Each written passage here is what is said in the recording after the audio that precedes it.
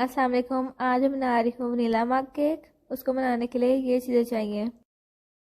मैदा 6 tablespoon,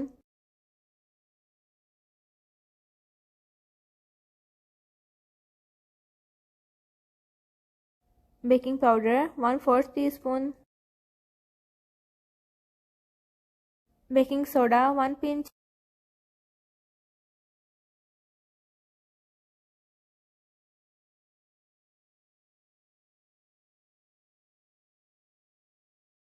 चीनी 3 tablespoon,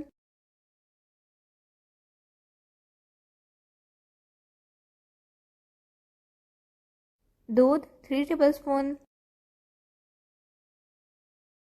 vanilla essence 1 teaspoon, cream 1 tablespoon,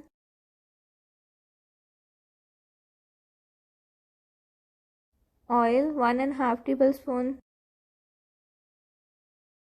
vinegar half tea spoon,